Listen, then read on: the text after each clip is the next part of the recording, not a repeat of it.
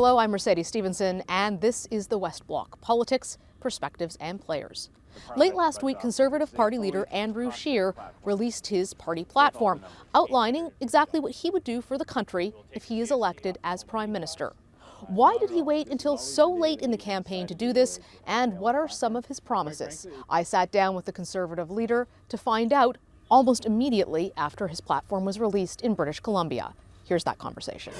Mr. Scheer, welcome to the West Block. Thank you for joining us. Thanks very much for having me again. This has been a unique campaign. It's been a campaign that often, we hear this from viewers and from voters across the country, has been very negative. People describe it as a race to the bottom, a competition over who's the bigger liar instead of a vision for Canada. What do you say to voters who are frustrated with your campaign and frustrated with the way that politicians have conducted themselves? Well, I'm actually very pleased by our campaign. We've every day we've had a positive message about how we're going to make life more affordable for Canadians. We start off almost every day with an announcement about a tax cut or a new tax credit, and that is what our message is. So, every campaign, other things come up as well, and we obviously respond to some of the false attacks that the Liberals or other parties might make against us. But by and large, every day we are telling Canadians a story about how we're going to run a government that lives within its means so we can put more money in their pocket so that they can get ahead. But you've run a lot of attacks against Justin Trudeau, and you're just now releasing your costed platform. It's Friday before the Thanksgiving long weekend. You had promised to release it before voters went to the advanced polls. That didn't happen. Why did you wait so long? Well, the ads that we're running speak to the question of trust. This election, I believe the ballot question is, who do you trust to lower taxes, to put more money in your pocket? And when we look at trust, we can't trust Justin Trudeau. Broken promises from the last campaign, outright lies that he's told when as it relates to the SNC-Lavalin affair and things of that nature. We promised Canadians that we would unveil our platform with plenty of time for Election Day and before advanced polls. We did that today here in British Columbia. And this is the perfect weekend for people to discuss around the Thanksgiving Day table, Thanksgiving supper table, and talk about what each party is offering and what the different platforms contain. And so we thought that this was the perfect time. We also had great news to announce. Even this week, we had exciting new measures that we were announcing for Canadians. And so if you announce your platform too early, sometimes you're not able to highlight each and every specific policy. People won't have had a lot of time to digest it if they're voting today, though, which a number of Canadians will. Thousands of Canadians across the country engage in advanced polls, and I'm sure the dinner table at Thanksgiving is where lots of people will debate politics, but they haven't had a chance to look at this in depth and in detail. Don't you think that runs the risk of playing right into the concerns some voters have that you're going to govern through significant cuts, or what the Liberals have been saying, that you're going to govern like Doug Ford? Well, not at all. And I think when people look at each and every day, we've announced fully costed platform announcements, all with Parliamentary Budget Officer analysis, and that is in sharp contrast with the Liberals. Not only did they fail to do that throughout the campaign, but when they released their platform, over half of their commitments weren't even costed. So I believe that Canadians over the course of this campaign up to today and beyond have enough information to say that, okay, the Conservatives are going to run a responsible plan to get back to balanced budgets. They've announced exciting tax cuts like the universal tax cut, which will leave $850 in the pockets of an average income earning couple, the public transit tax credit, the home renovation tax credit. And they're going to see that under Justin Trudeau, it's going to be massive deficits which threaten those social programs, or a Conservative government that will get back to balanced budgets and lower taxes. There are billions of dollars worth of cuts in here, cuts that you're proud of, but would you run an austerity government? Not at all. And that is, it's all about choices. It's the priorities. What we're saying is we're going to take $1.5 billion out of the corporate welfare envelope. Right now, the billions of dollars are sent to highly profitable companies or companies that take the taxpayers' dollars that they've received and they actually invest it overseas. We're going to reduce the foreign aid budget by 25%. We also are going to look at how the government operates in and of itself, not programs and services, but how it spends money within departments. We're going to eliminate the practice of March Madness, which, in Ottawa, at the end of every fiscal year, hundreds of millions of dollars are blown out the door rather than returned back to the Treasury. We're going to look at the practice of outside consultants coming in, often 2 or 3 times the hourly rate of the highly trained, experienced public servants that could be doing the work that outside consultants are doing. And in that way, we're going to free up the money to bring in the universal tax cut, to bring in the public transit and the kids' sports and activities tax cut. So it's a choice. With the Liberals, you pay higher taxes on inefficient government. With the Liberals, you get a balanced budget, lower taxes, more money in your pocket. Will you commit, when it comes to cutting government operating costs, that you will not cut services and that you will not cut any jobs? Absolutely, and we're going beyond that. We're actually going to increase spending for healthcare and education. We are committed to the current formula, which means at least 3% increases every year for healthcare, post-secondary education, and important social programs. On corporate welfare, you talk about cutting, examples like giving the money to Loblaws for their refrigerators. But a lot of economists are saying we could be heading into a global recession. If we are plunged into that next year, are you ruling out the possibility of corporate bailouts for big Canadian companies like Bombardier, or, for example, your predecessor, Stephen Harper, who bailed out the auto industry? What we're saying is that when you look at the current fiscal state, tens of billions of dollars a year in deficits have a cost. That represents cuts in and of itself, because every time the Liberals bore another $10 to $20 billion in a fiscal year, that has to be paid back, and it has to be paid back with interest. So when we look at how various government programs, and this goes across all different departments, there are so many different types of programs that provide some assistance or another to corporations. And what we're saying is we're going to put in a criteria that it can't go to highly profitable companies. It can't go to companies that are going to take the taxpayers' dollars of Canadians and invest in other countries. It can't go to pay for bonuses for executives. And we're going to establish those criteria. It's much better if we are facing some troubling trends, and there are some signs around the world, and anytime you see protectionist streaks go through various countries, there's always some risk. When you look at the foreign direct investment that has left Canada, especially in the energy sector, of course that means that we are going to have to be prudent. That's precisely why we have to get back to balanced budgets now. The Liberals have left us with no flexibility, no room to maneuver in the event of a downturn. With these types of targeted, broad-based tax relief proposals that we're bringing in, as well as getting our energy sector back up, we're going to see a lot more economic activity thanks to that. But does that mean that you would consider bailouts for big corporations? Look, I mean, when you look at a potential catastrophic failure like we saw in the auto sector, when you look at what our largest trading partner does when there's a systemic shock to one sector or another, obviously governments have to make decisions in the moment. What we're saying is today, looking at the Liberal plan, 5 years out, billions and billions of dollars worth of deficits each and every year, adding to the cost of the debt, meaning hundreds of millions more, billions of dollars more every year, just going to pay banks and bondholders, the people who own that debt. That's wasted money. That's money that could be going into better services for Canadians or into tax cuts. As you just said, you don't have a lot of wiggle room. The Liberals, if you win, have not left you a lot of wiggle room due to the deficit. If you end up in a situation where there's also a recession, you're going to have to make some tough decisions about how you come to balance. Are you committed to coming to balance on the budget within 4 years, no matter what, even at the cost of potentially having to raise revenue or cut services, or would you be willing to push that off? So this is a classic Liberal tactic where they create a giant fiscal mess and then they say, well, the Conservatives aren't going to clean it up the way we want them to. We're not going to take any lessons from them. They're already out trying to press their message, and I'm not going to take any lessons from a party that can't even cost their own platform, and now they're trying to attack our platform. We have confidence in our economic plan that we've tabled. It's based on Parliamentary Budget Office projections. It's based on the analysis that Canadian economists look at what the trends are going to be like for the next few years. So but even by your own numbers, you don't have a lot of wiggle room with this plan. So if you have to spend unexpectedly, or if you're not able to save in the way that you've projected, you could be in big trouble. Well, I disagree. I think when you look at the amount of wiggle room we free up by lowering the interest payment charges that the government currently has to pay, that's billions of dollars a year difference between the Liberals and our plan. That's significant, and that actually gives us more room to maneuver. So we made the commitment.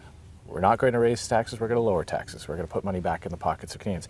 Justin Trudeau has to explain where he's going to get the money for his platform. We know he's going to raise the carbon tax. We know they've speculated on raising other taxes. With our plan, you can be sure we're going to get back to balanced budgets. We're going to increase spending for healthcare, education, social programs, and leave more money in the pockets of Canadians. Why are you looking at reducing the amount of infrastructure spending? I mean, you're saying it's the same amount the Liberals have committed to, but over more time. Cities are saying we need clean water, we need new sewers, we need a transit system. What do you say to those cities? What we say to them is that we're going to be there. We're going to be there as partners. We're going to get those projects built. Right now, the Liberals don't have an infrastructure plan to actually get the money going into the ground, into shovels in the ground. What we're saying is that we're going to spend the exact same amount of money over more time, over a slightly longer period of time, in order for that plan to work, for the projects to actually get underway. That allows us to stop the practice of borrowing billions and billions of dollars while still at the same time getting important projects built. We've made significant commitments, a rock solid commitment for the Yonge and Ontario line expansions in Toronto, the Massey Tunnel replacement here in the Delta region, and the La Troisième Ligne at Quebec. So those are significant big pieces of infrastructure that we're committed to, as well as all the other types of projects that other municipalities will be asking for. And we're going to help communities, municipalities, meet the standards that we're going to set to stop the practice of raw sewage getting dumped into our oceans, rivers, and lakes. So we're going to be there as full partners in infrastructure, maintaining record levels, those same high levels of spending. And I know the Liberals are going to try to say otherwise, but the fact of the matter is our plan will actually get projects built. Their plan isn't. You talk a lot about the difficulty the average family has in making ends meet. And one of the big areas that people say they experience significant expenses in, and that can be very expensive for the government in the long term, is the ability to pay for their medication. The other parties are all saying that they would introduce a national pharmacare program. You're not offering that. Why not? Well, what we've said is that when you look at the Canadian population, up to 95% of Canadians are eligible for some coverage or another, either a workplace plan, a provincial plan that exists already. And what the Liberals are talking about is a multi-billion-dollar plan to replace what the free market is providing many people and what provincial programs are already covering. So it doesn't, so for them, they have to explain where they're going to get the billions of dollars to pay for that. And I don't want to see Canadians get less coverage than they currently have with the current plan and have to pay more for it.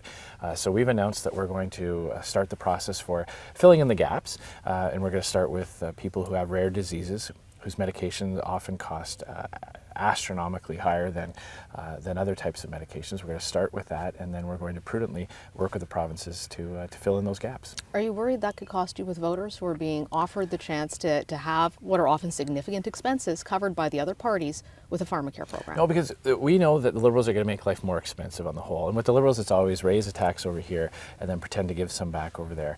Canadians won't be better off paying a higher carbon tax. They won't be higher off paying higher payroll taxes. Small business owners won't be better off paying higher taxes under the Liberals. We're going to leave thousands of dollars in the pockets of Canadians. We're going to help Canadians deal with the affordability, the cost of living crunch. And I'm very confident that Canadians will look and see.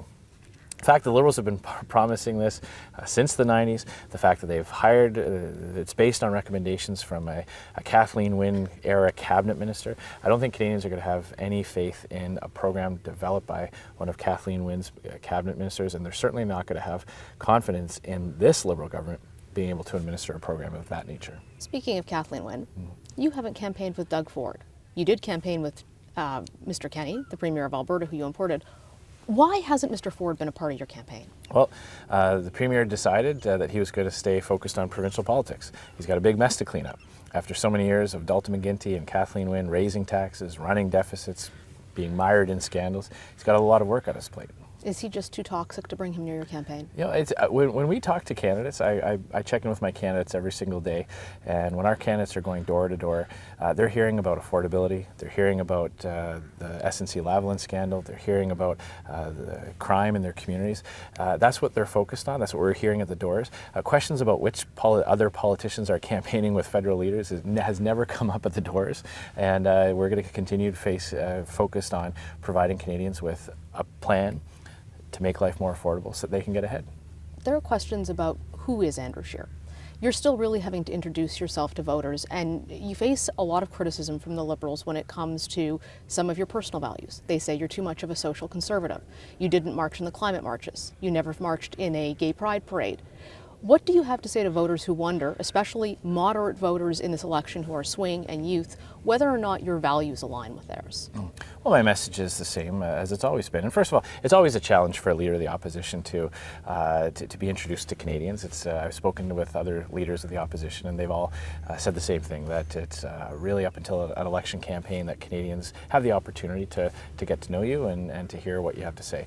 We are a big tent party, and everyone is welcome in our party. If you believe in individual liberty, if you believe in smaller government and more dynamic free market, then you have a home in the Conservative Party of Canada. We are an inclusive party that respects the point of view, people from all different walks of life, people of all different sexual orientations, from all different ethnicities, from all different faiths.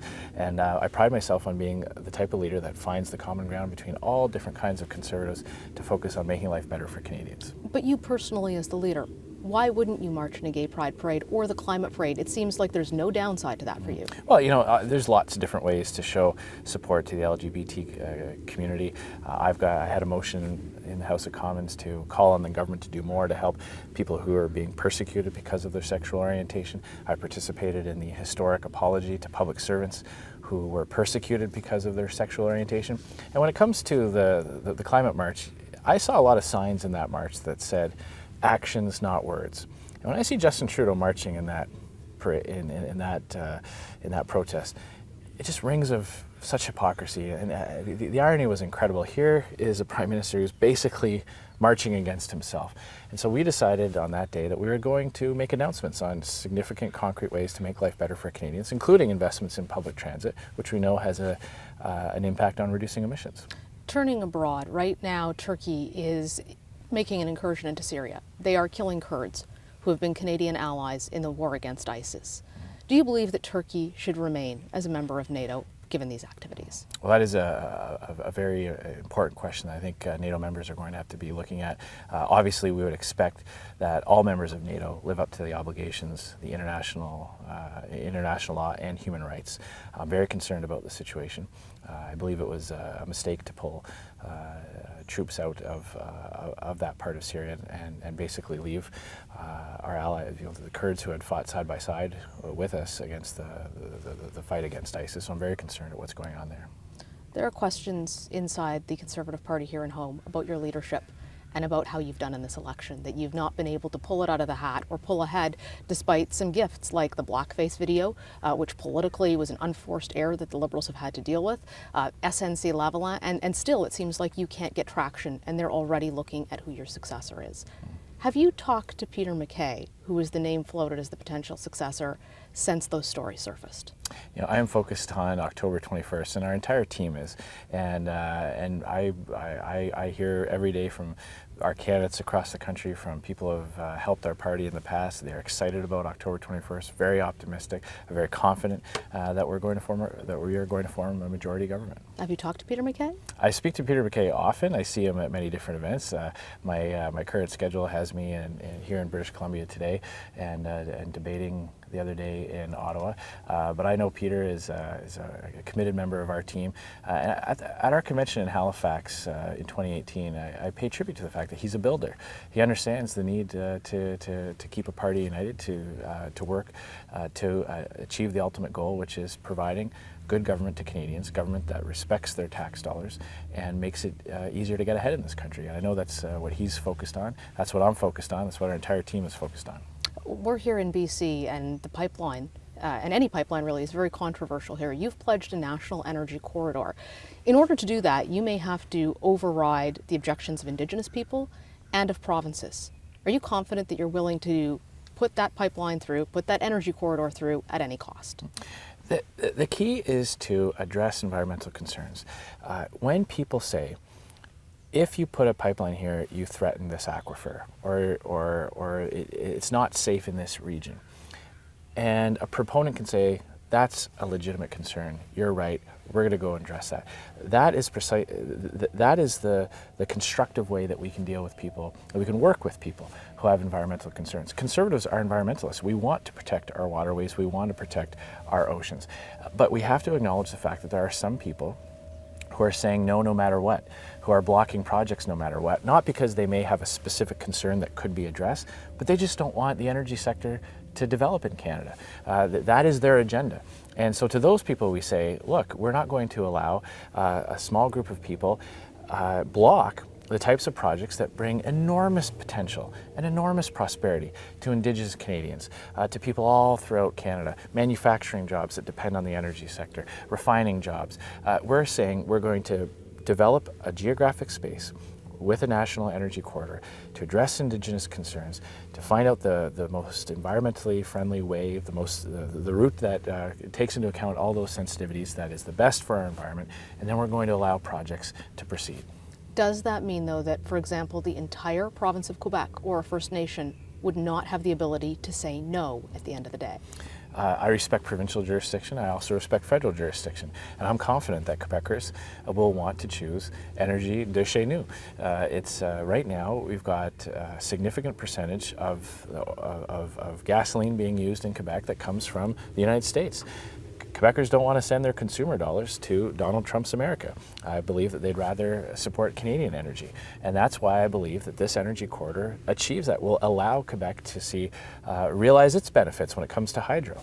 And here in BC, you know, we see people in British Columbia protesting and blocking exports of Canadian energy, when on the eastern side of Canada, we have tanker after tanker of foreign oil coming up the St. Lawrence or coming in from the United States. That doesn't make any sense. And when I speak to Quebecers about it, they're very excited about the prospect of having Canadian energy in Quebec, and also allowing Quebec to share its hydroelectricity with other provinces, which is something that's very important to Premier Legault as well. You made a big promise on immigration, saying that you would stop people from making irregular border crossings. In order to do that, you'd have to change something called the Safe Third Country Agreement. You'd need the United States to agree to that. The Liberal government has explored it. They haven't gotten any kind of a bite from the Donald Trump administration. What would you offer to Mr. Trump to change this agreement, which so far is working just fine for them? Mm-hmm. Well, we don't actually know what the Liberals have done. You know, they've had very mixed messages on this. They've said sometimes that they were considering it, then that they weren't. So we don't know what type of efforts they've actually made.